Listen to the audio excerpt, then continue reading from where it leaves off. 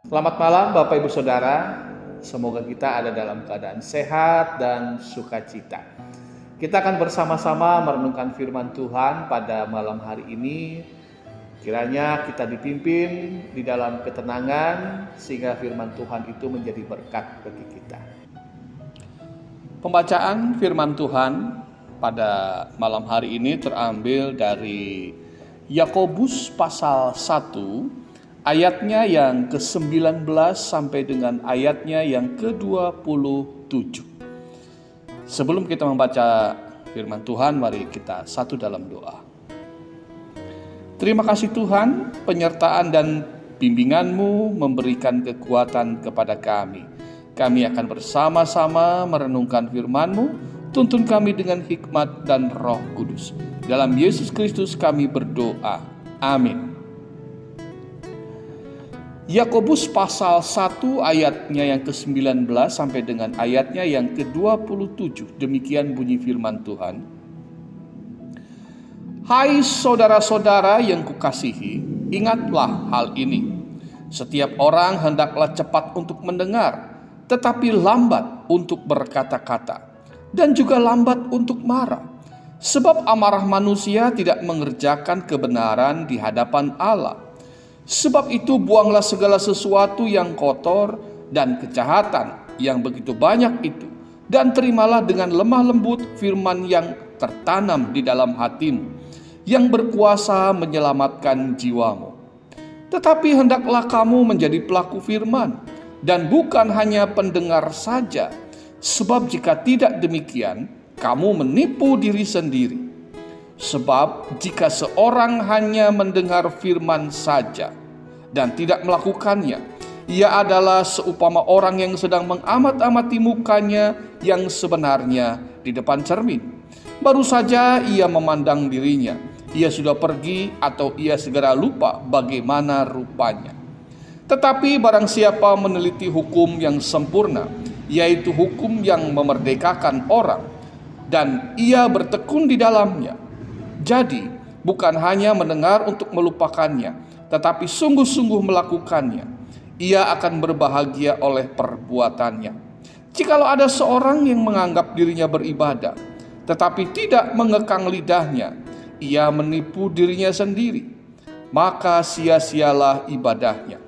Ibadah yang murni dan yang tak bercacat di hadapan Allah Bapa kita ialah mengunjungi yatim piatu dan janda-janda dalam kesusahan mereka, dan menjaga supaya dirinya sendiri tidak dicemarkan oleh dunia. Amin. Saudara-saudara yang terkasih dalam Tuhan Yesus Kristus, mengekang lidah berarti kita berhati-hati supaya tidak mengucapkan kata-kata terlalu cepat. Mengekang lidah juga berarti bahwa lidah kita tidak terburu-buru untuk berbicara atau memberikan komentar. Karena lidah kita seolah-olah diikat atau dikendalikan. Maka yang keluar itu dari lidah kita adalah perkataan yang sudah kita pikirkan matang-matang. Saudara-saudara yang terkasih dalam Tuhan Yesus Kristus, kalau lidah kita tidak dikekang atau tidak bisa dikendalikan, maka seharian kita akan bicara terus.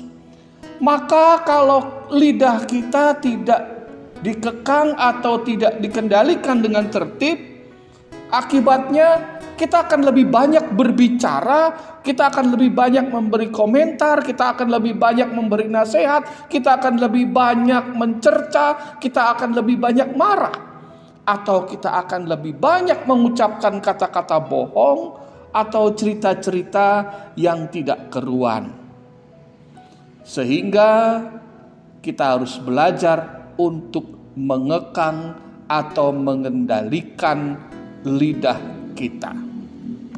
Saudara-saudara, Firman Tuhan mengajarkan kepada kita dan mengingatkan kita bahwa kita harus lebih banyak untuk mendengarkan, memberikan perhatian kepada orang yang ingin berbicara, memberikan perhatian lebih kepada orang yang ingin mengungkapkan isi hatinya, mengungkapkan apa yang ada di pikirannya.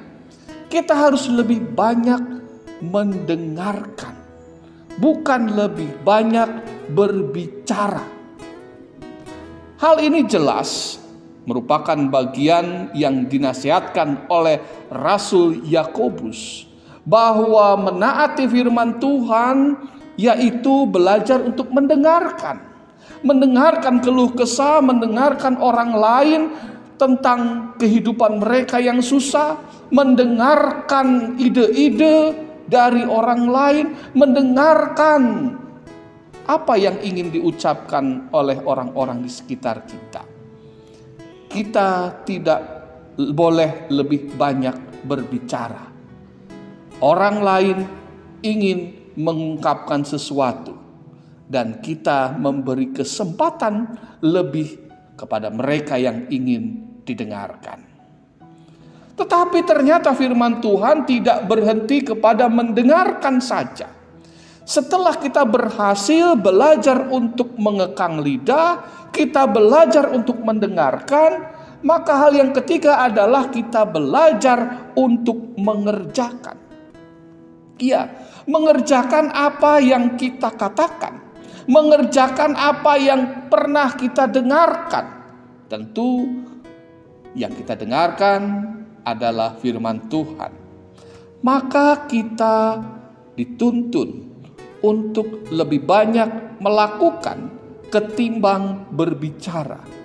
Kita diajak untuk lebih konsentrasi mengerjakan atau melakukan tindakan-tindakan firman Tuhan ketimbang kita diam menjadi pendengar saja.